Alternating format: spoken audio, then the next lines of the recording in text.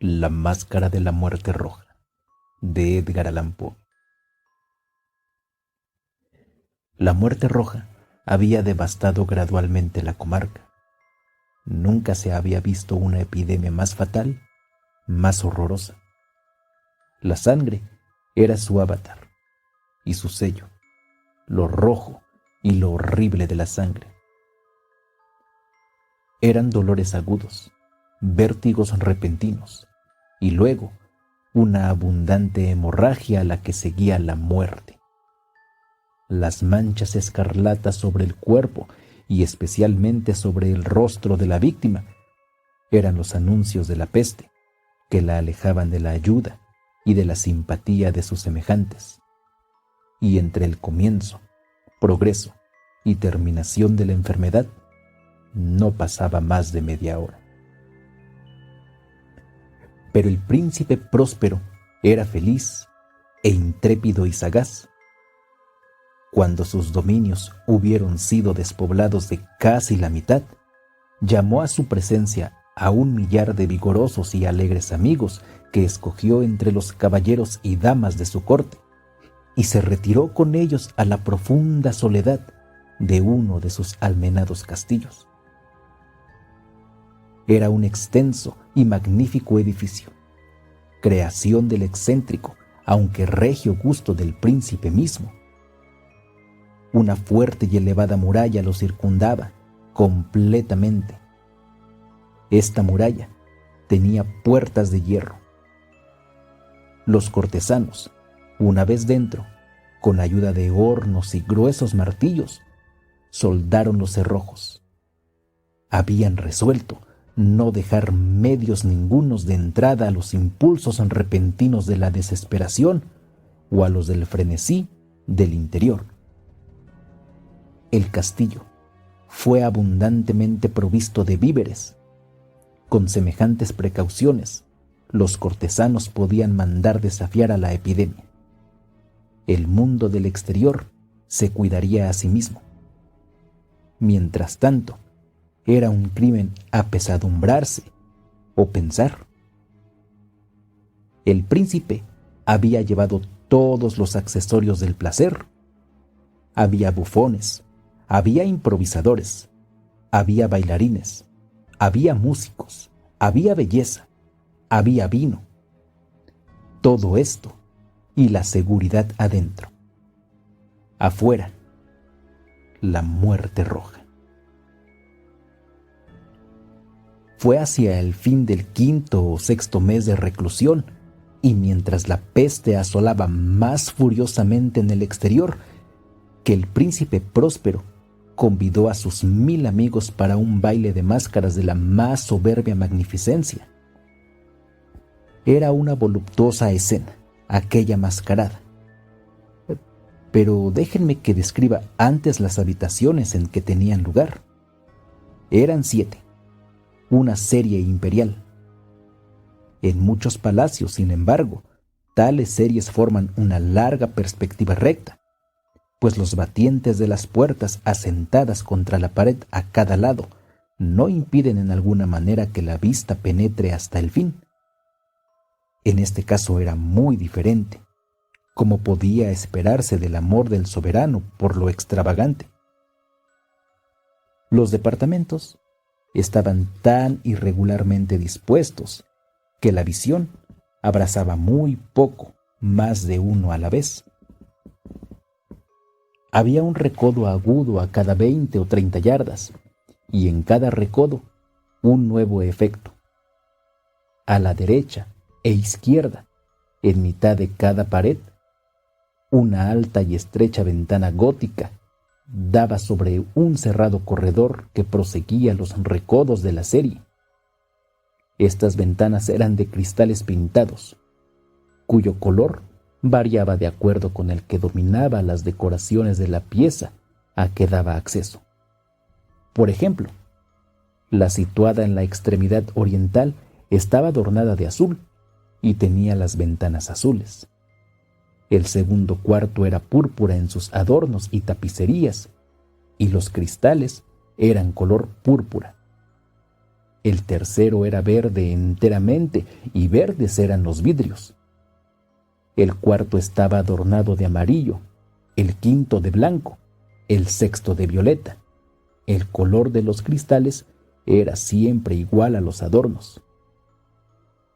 El séptimo salón estaba completamente tapizado de terciopelo negro que cubría el techo y paredes, cayendo en pesados dobleces sobre una alfombra de la misma tela y color. Únicamente, en esta pieza, el color de los cristales dejaba de estar en armonía con las decoraciones. Los vidrios eran escarlata, un profundo color de sangre. Además, en ninguna de las 7 habitaciones había lámparas ni candelabros. Entre la profusión de ornamentos de oro que se hallaban distribuidos por todas partes o colgaban del techo, ni una sola luz emanaba de alguna lámpara o bujía en la serie de cuartos adornados. Pero en los corredores que seguían a las habitaciones había, frente a cada ventana, un sombrío trípode lleno de carbones encendidos, que proyectaban sus rayos a través de los pintados cristales, iluminando brillantemente la pieza, y así se producía una multitud de apariencias ostentosas y fantásticas. Pero en el cuarto occidental, o negro, el efecto de la luz de fuego, temblando sobre las oscuras tapicerías, después de pasar por los cristales color sangre, era sombrío en extremo y producía un tan extraño efecto sobre los rostros de los que en él entraban, que había muy pocos entre la concurrencia suficientemente intrépidos para experimentarlo. Era en ese salón también donde se encontraba colocado contra la pared occidental un gigantesco reloj de ébano. Pero estas otras habitaciones estaban llenas por una inmensa multitud, y en ellas latía más febrilmente el corazón de la vida, y la orgía prosiguió en su remolino, hasta que por fin comenzó el anuncio de la medianoche en el reloj, y entonces la música cayó. Como he dicho, y las evoluciones de los valsadores se interrumpieron, y hubo una penosa sensación de todo lo mismo que antes. Pero ahora el reloj tenía que golpear 12 veces con su campana, y así sucedió. Quizá que muchos pensamientos se deslizaron con más tiempo hasta en las meditaciones de los recelosos que había en aquella bacanal, y así, además, sucedió. Quizá que cuando el último eco de la última campanada se hundió completamente en el silencio, hubo muchos de los asistentes que pudieron apercibirse de la presencia de un enmascarado que hasta entonces no había llamado la atención de nadie, y habiéndose derramado en voz baja el rumor de aquella nueva presencia, surgió por último de todos los convidados un susurro o un murmullo de desaprobación y sorpresa que se cambió por un fin en expresión de terror y horror y hasta de disgusto. En una asamblea de fantasmas como la que he pintado, se puede suponer que ninguna apariencia vulgar hubiera causado tal sensación. A la verdad, la licencia de trajes en los enmascarados era casi ilimitada, pero la figura en cuestión había ultrapasado a Herodes e ido más allá de los límites del problemático decorum del príncipe. Hay cuerdas en los corazones de los más enviciados que no pueden ser tocadas sin emoción. Hasta para los más completos perdidos, para quienes la vida y la muerte son motivo de burlas, hay asuntos sobre los que no puede dirigirse una sola chanza. Toda la concurrencia parecía comprender profundamente que en el traje y aspecto del extranjero no había ni gracia ni decencia.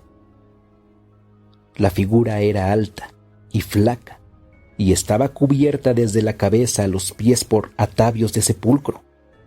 La máscara que ocultaba el rostro copiaba tan bien el exterior de un cuerpo rígido que el examen más atento hubiera tenido dificultad en descubrir la impostura. Y todavía se hubiera sufrido esto, sino aprobado por aquellos disolutos. Pero el desconocido había llevado su imprudencia hasta representar a la muerte roja.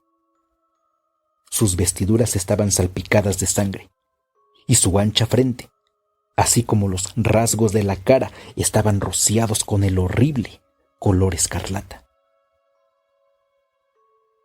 Cuando los ojos del príncipe Próspero cayeron sobre la espectral imagen, que con un pausado y solemne movimiento como para sostener mejor su rol, se pavoneaba aquí y allá entre los balsadores, se le vio convulso, en el primer instante con un largo estremecimiento de terror o disgusto, pero en el siguiente su frente se enrojeció de rabia. «¿Quién se atreve?», preguntó roncamente a los cortesanos que estaban a su lado. «¿Quién se atreve a insultarnos con esta burla blasfema? Prendedle y quitadle el antifaz, que sepamos a quién tenemos que colgar mañana a las almenas». Cuando el príncipe Próspero pronunció estas palabras, estaba en el cuarto occidental, o azul. Resonaron a través de las 7 habitaciones, alta y claramente, porque el príncipe era un hombre robusto y la música había callado a una señal de su mano. Era en el cuarto azul donde estaba el príncipe con un grupo de pálidos cortesanos a su lado.